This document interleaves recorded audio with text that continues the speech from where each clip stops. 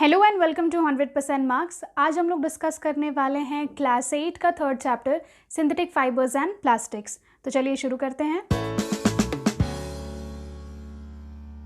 जैसा कि इस चैप्टर का नाम है सिंथेटिक फाइबर्स एंड प्लास्टिक्स, उसी तरीके से इस चैप्टर को हमें दो पार्ट्स में पढ़ना है।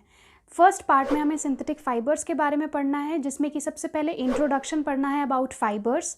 देन हम पढ़ेंगे डिफरेंट टाइप्स ऑफ फाइबर्स, जिसमें कि natural fibre and synthetic fibres के बारे में पढ़ेंगे। एक नया टर्म हम यहाँ पढ़ेंगे, दैट इज़ पॉलीमराइजेशन, जिसमें दो नए टर्म्स हमें पढ़ने हैं, पॉलीमर एंड मोनोमर। और इसके बाद हमें पढ़ना है कि सिंथेटिक फाइबर्स की मैन्युफैक्चरिंग कैसे होती है। साथ ही साथ हम ये भी सीखेंगे कि सिंथेटिक फाइबर्स के कितने सारे एग्जाम्पल्स हैं और उनकी प्रॉपर्टीज़ क्या है और उनके यूजेस क्या है।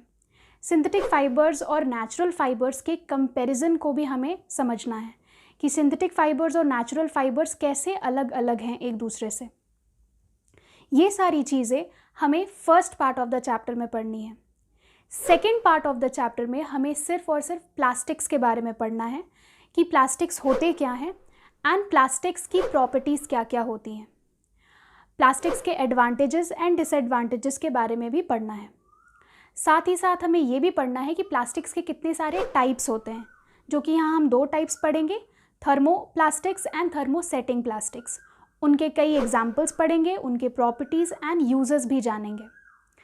Last part of the chapter में, जो कि प्लास्टिक से ही रिलेटेड है, वो ये होगा कि हमें ये भी समझना पड़ेगा कि प्लास्टिक डिस्पोजल इतना प्रॉब्लमेटिक क्यों होता है। प्लास्टिक डिस्पोजल से रिलेटेड प्रॉब्लम्स भी हमें इस चैप्टर के एंड में डिस्कस करने हैं।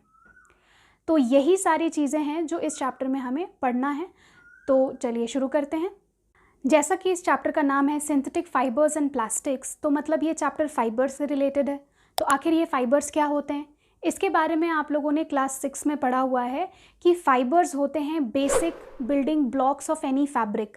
मतलब कि फैब्रिक को बनाने के लिए जो सबसे बेसिक चीज़ यूज़ होती है वो होता है फाइबर। और फाइबर्स को हम हिंदी में रेशा कहते हैं, और इन्हीं फाइबर्स को जोड़कर मिलाकर स्पिनिंग करके हम इन्हें यार्न्स में कन्वर्ट करते हैं। और यार्न की वीविंग कर सकते हैं या फिर हम उसे निटिंग कर सकते हैं और उसे कन्वर्ट कर सकते हैं फैब्रिक में। यार्न का मतलब होता है धागा और फैब्रिक का मतलब होता है कपड़ा। और किसी भी फैब्रिक को बनाने के बाद उसका फर्दर हम स्टिचिंग कर सकते हैं या फिर उसे कटिंग कर सकते हैं, मतलब उसे काट कर सिल कर हम एक नए ड्रेस या किसी गारमेंट में कन्वर्ट कर सकते हैं। तो ये एक बेसिक फॉर्मेट होता है, एक बेसिक तरीका होता है जिससे कि कपड़े बनाए जाते हैं या कोई भी तरीके का गारमेंट या ड्रेस बनाया जाता है। तो ये सारे स्टेप्स इन्वॉल्व होते हैं, जो कि बहुत ही कॉमन है, जो आपने क्लास 6 में पढ़ा हुआ है ऑलरेडी। तो ये चीज़ इंट्रोडक्शन है इस चैप्टर का कि फाइबर का मतलब क्या होता है। फाइबर्स को उनके ओरिजिन या उनके सोर्स के बेसिस पर दो कैटेगरीज में डिवाइड किया गया है, natural fibres and synthetic fibres. Natural fibres वैसे फाइबर्स होते हैं जो कि डायरेक्टली नेचर से ऑब्टेन किए जाते हैं, मतलब प्लांट्स या एनिमल्स के थ्रू हमें ये फाइबर्स मिलता है, जो कि आपने अपने जूनियर क्लास में ऑलरेडी पढ़ा हुआ होगा। Synthetic fibres on the other hand वैसे टाइप के फाइबर्स होते हैं जो कि केमिकल्स से बनाए जाते हैं या केमिकल प्रोसेस के थ्रू जिनको बनाया जाता है। सिंथेटिक फाइबर्स के और भी नाम पॉसिबल हैं। सिंथेटिक फाइबर्स को हम मैन मेड फाइबर्स भी कह सकते हैं या फिर हम उन्हें आर्टिफिशियल फाइबर्स भी कह सकते हैं। मैन मेड इसीलिए क्योंकि इन्हें ह्यूमन बींग्स खुद बनाते हैं, इन्हें नेचुरली ऑब्टेन नहीं किया जा सकता।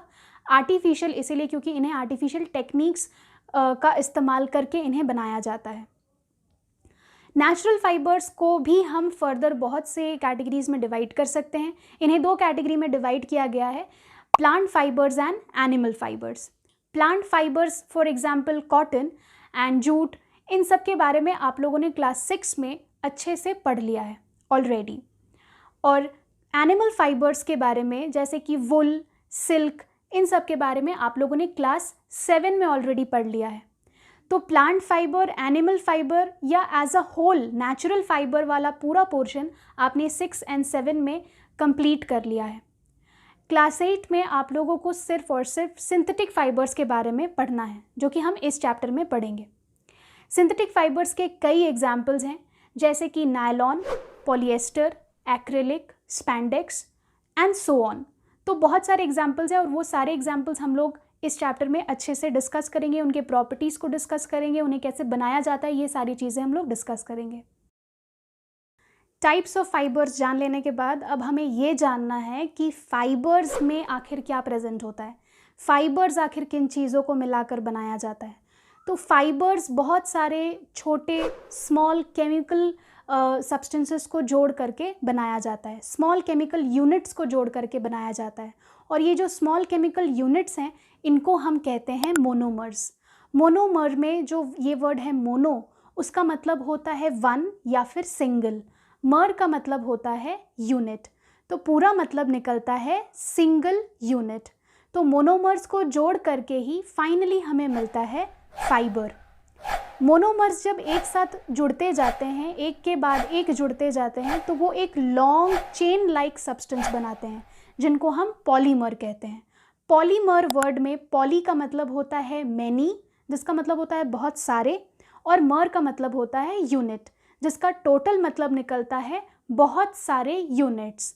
तो मोनोमर एक यूनिट होता है या फिर एक केमिकल यूनिट होता है, और पॉलीमर ऐसे बहुत सारे केमिकल यूनिट्स होते हैं। तो मोनोमर जोड़ करके पॉलीमर बनता है, तो मतलब बहुत सारे केमिकल यूनिट्स जोड़ करके हम पॉलीमर बना सकते हैं। और जिस प्रोसेस से ये काम होता है, जिस प्रोसेस से, जिस मेथड से हम मोनोमर्स को जोड़ करके पॉलीमर में बदलते हैं, इस पूरे प्रोसेस को हम पॉलीमराइजेशन कहते हैं। मतलब पॉलीमर बनाने के तरीके को हम पॉलीमराइजेशन कहते हैं। नेचुरल फाइबर्स के मोनोमर्स भी प्लांट और एनिमल से ही ऑब्टेन किए जाते हैं। जैसे कि कॉटन एक प्लांट फाइबर है जो कि एक नेचुरल फाइबर है, उसमें प्रेजेंट होता है सेल्यूलोज जो कि उसका पॉलीमर है। मतलब कॉटन फाइबर को बनाने के लिए जो पॉलीमर का यूज़ किया गया है वो है सेल्यूलोज। तो अगर उसमें कोई पॉलीमर है तो उस पॉलीमर को बनाने के लिए कोई मोनोमर का भी इस्तेमाल किया गया होगा। तो सेल्यूलोज को बनाने के लिए जो मोनोमर हम यूज़ करते हैं वो है ग्लूकोज। तो ग्लूकोज जोड़ करके ही सेल्यूलोज बनता है, और सेल्यूलोज से ही plant fibre that is cotton fibre बनता है। तो ये तो हो गई प्लांट फाइबर्स के पॉलीमर और मोनोमर की बात। सिंथेटिक फाइबर्स में वैसे ही पॉलीमर्स और मोनोमर्स केमिकल सब्सटेंसेस से बनाए जाते हैं। जैसे कि पॉलिएस्टर एक तरीके का सिंथेटिक फाइबर है और उसके पॉलीमर का नाम भी पॉलिएस्टर होता है। तो इस पॉलीमर का कोई मोनोमर भी होना चाहिए जिसको जोड़ करके ये पॉलीमर बनाया गया होगा। तो उस मोनोमर का नाम होता है एस्टर। एस्टर एक तरीके का केमिकल सब्सटेंस होता है, लेकिन इसे हम कभी भी प्लांट या एनिमल से ऑब्टेन नहीं करते हैं, ये केमिकल सब्सटेंस है। तो एस्टर को जोड़ करके पॉलिएस्टर बनाया जाता है और उससे फिर फैब्रिक बनता है या फाइबर बनता है। कभी भी जब आपको पॉलीमर या मोनोमर पूछा जाए, चाहे वो सिंथेटिक फाइबर से रिलेटेड हो, और आगे जाकर के second part of the chapter में जब हम प्लास्टिक्स के बारे में पढ़ेंगे तो वहाँ भी आपको पॉलीमर और मोनोमर पूछा जाएगा प्लास्टिक्स से रिलेटेड। तो आपको हमेशा याद रखना है कि अगर पॉलीमर के नाम में पॉली वर्ड जुड़ा हुआ है, जैसे कि लास्ट एग्जाम्पल में हम लोगों ने देखा था पॉलिएस्टर वर्ड में जैसे कि पॉली जुड़ा हुआ था, तो आपको सिर्फ पॉली वर्ड हटाना है और जो बाकी वर्ड बचेगा, जैसे कि एस्टर बच जा रहा था, तो एस्टर उसका मोनोमर का नाम होगा। कहने का मतलब कि अगर आपके पास कोई प्लास्टिक है या फिर कोई सिंथेटिक फाइबर है और उसके पॉलीमर का नाम है आपके पास, और आपको साथ में उसके मोनोमर के नाम के बारे में पूछा जा रहा है, तो आप सिर्फ पॉली वर्ड हटाएंगे और बाकी जो भी कुछ बचेगा वो आपका मोनोमर का नाम होगा। तो चलिए इसी तरीके से कुछ और एग्जाम्पल्स डिस्कस करते हैं।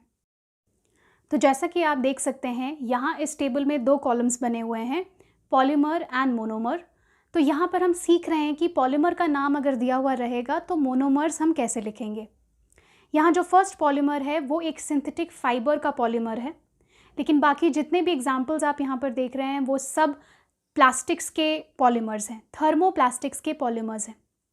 थर्मोप्लास्टिक एक तरीके का प्लास्टिक होता है, एक टाइप ऑफ प्लास्टिक होता है, लेकिन ये चीज़ हमें second part of the chapter में पढ़नी है। लेकिन फिर भी मैंने ये चीज़ अभी यहाँ पर बताई आपको, क्योंकि यहाँ पर हम मोनोमर्स लिखना सीख रहे हैं और ये चीज़ दोबारा प्लास्टिक्स में रिपीट होगी।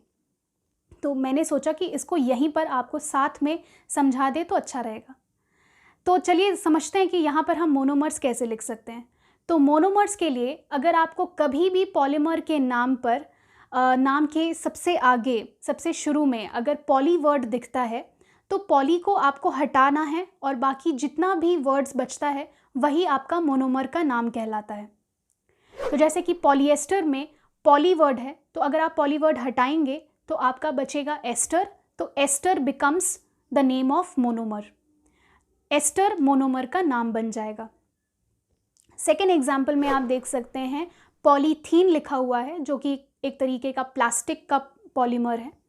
तो पॉलीथीन में अगर आप पॉली हटाते हैं तो थीन बनता है, तो थीन में आपको ई अटैच करना पड़ेगा टू मेक इट इथीन, तो इथीन हो जाएगा मोनोमर का नाम। नेक्स्ट एग्जाम्पल आप देख सकते हैं पॉलीविनाइल क्लोराइड, जैसे कि उसका शॉर्ट फॉर्म में आप उसको कहते हैं पीवीसी, जिसके पाइप्स भी बनाए जाते हैं, वाटर पाइप्स बनाए जाते हैं पीवीसी के। तो इस पॉलीविनाइल क्लोराइड में अगर आप पॉली हटाएंगे तो बचेगा विनाइल क्लोराइड, तो विनाइल क्लोराइड हो जाएगा मोनोमर का नाम। उसके बाद नेक्स्ट एग्जाम्पल है पॉलीटेट्राफ्लूरोइथिलीन, जिसको शॉर्ट में कहा जाता है PTFE, और इसका एक और नाम होता है टेफ्लॉन। इसके नाम के आगे अगर हम पॉली वर्ड हटा देते हैं तो हमारा बचता है टेट्राफ्लूरोइथिलीन, ये हो जाएगा मोनोमर का नाम। उसके बाद नेक्स्ट एग्जाम्पल आप देख सकते हैं पॉलीस्टीरीन। पॉलीस्टीरीन में अगर आप पॉली हटा देते हैं तो बच जाता है स्टाइरीन, तो स्टाइरीन हो जाएगा मोनोमर का नाम। उसी तरीके से नेक्स्ट एंड लास्ट एग्जाम्पल आप यहाँ पर देख सकते हैं पॉलीप्रोपिलीन। पॉलीप्रोपिलीन में अगर आप पॉली वर्ड हटा देते हैं तो बच जाता है प्रोपिलीन, तो प्रोपिलीन हो जाएगा मोनोमर का नाम। तो कभी भी आपको अगर पॉलीमर दिया जाता है और उसके नाम के आगे पॉली लगा हुआ है तो आप पॉली माइनस करेंगे तो आप मोनोमर लिख सकते हैं। अगर आपको मोनोमर ही दिया जाता है और उससे आपको पॉलीमर का नाम पूछा जाता है तो उसके नाम के आगे पॉली लगा देने पर आप उसका पॉलीमर लिख पाएंगे। जैसे कि अगर आपको दिया जाता है मोनोमर एज विनाइल क्लोराइड और पूछा जाता है कि इसका नाम बताइए कि इसके पॉलीमर का नाम क्या होना चाहिए, तो आप पॉली लगा देंगे विनाइल क्लोराइड के साथ, तो वो बन जाएगा पॉलीविनाइल क्लोराइड। पॉलीविनाइल क्लोराइड के आगे पॉली है मतलब कि वो पॉलीमर है, और विनाइल क्लोराइड के आगे पॉली नहीं है मतलब कि वो मोनोमर है। तो किसी भी तरीके से आपसे पूछा जाए आपको जवाब देना आना चाहिए कि पॉलीमर दिया हुआ है और मोनोमर पूछा जा रहा है तो भी आप जवाब दे पाएंगे, और मोनोमर दिया हुआ है और उससे पॉलीमर लिखने के लिए कहा जा रहा है तो भी आप जवाब दे पाएंगे। नेक्स्ट टॉपिक है मैन्युफैक्चरिंग ऑफ सिंथेटिक फाइबर्स, कि हम सिंथेटिक फाइबर्स की मैन्युफैक्चरिंग कैसे करते हैं। तो सिंथेटिक फाइबर्स की मैन्युफैक्चरिंग करने के लिए मतलब उनको फैक्ट्रीज़ में कैसे बनाया जाता है ये समझना है। तो फैक्ट्रीज़ में बनाने के लिए सबसे पहले जो सिंथेटिक फाइबर्स का रॉ मटेरियल्स होता है, मतलब जिनको मिक्स करके सिंथेटिक फाइबर्स बनाए जाते हैं, वो ज़्यादातर पेट्रोलियम प्रोडक्ट्स होते हैं। जैसे कि crude oil and natural gas को यूज़ करके हम बहुत सारे सिंथेटिक फाइबर्स प्रिपेयर करते हैं। Crude oil and natural gas जैसे पेट्रोलियम प्रोडक्ट्स को सबसे पहले बहुत हाई टेम्परेचर एंड प्रेशर पर हीट किया जाता है और उन्हें मेल्ट किया जाता है, उन्हें पिघलाया जाता है ताकि वो अपने लिक्विड स्टेट में कन्वर्ट हो जाए। जैसे ही ये लिक्विड स्टेट में कन्वर्ट हो जाते हैं तो इन लिक्विड मटेरियल्स को स्पिनरेट के थ्रू पास किया जाता है। स्पिनरेट क्या होता है? स्पिनरेट होता है एक परफोरेटेड प्लेट, जिसमें कि एक ऐसा पतला प्लेट होता है जिसमें बहुत सारे छोटे छोटे होल्स प्रेजेंट होते हैं, छेद प्रेजेंट होता है, और इन होल्स के थ्रू, ओपनिंग्स के थ्रू ये लिक्विड मटेरियल फ्लो करता है, बहता है। और जब इन होल्स के थ्रू ये लिक्विड बहकर बाहर निकलता है और बाद में जब इन्हें सॉलिडिफाई किया जाता है तो ये फाइबर्स में कन्वर्ट हो जाते हैं। इन फाइबर्स को हम सिंथेटिक फाइबर्स कहते हैं। ये फाइबर्स बाद में इनकी स्पिनिंग की जाती है और इनको यार्न्स में कन्वर्ट किया जाता है। यार्न्स में कन्वर्ट होने के बाद फिर फर्दर इनकी वीविंग कर सकते हैं या तो इन्हें निटिंग कर सकते हैं इनकी, और वीविंग या निटिंग के प्रोसेस के थ्रू बाद में इन्हें फैब्रिक में कन्वर्ट किया जाता है, मतलब इन्हें कपड़े में कन्वर्ट किया जाता है, और उसको बाद में प्रोसेस करके उनसे हम ड्रेस बना सकते हैं, गारमेंट्स बना सकते हैं। तो ये पूरा तरीका होता है जिससे कि हम सिंथेटिक फाइबर्स की मैन्युफैक्चरिंग करते हैं। ये तो था इस चैप्टर का फर्स्ट पार्ट। इस चैप्टर से रिलेटेड और भी वीडियोस जल्दी ही हमारे चैनल पर अपडेट हो जाएंगे। अगर आपको हमारे वीडियोस पसंद आ रहे हैं तो प्लीज़ इन्हें लाइक करना ना भूलें और शेयर करें, और अगर आप हमारे चैनल पर पहली बार आए हैं तो सब्सक्राइब करना ना भूलें। बेल बटन ज़रूर दबाएं ताकि आपको हमारे वीडियोस की सारी नोटिफिकेशंस सबसे पहले मिल जाए। मिलते हैं अगली बार एक नए इन्फॉर्मेटिव कंटेंट के साथ। Till then keep learning, happy learning.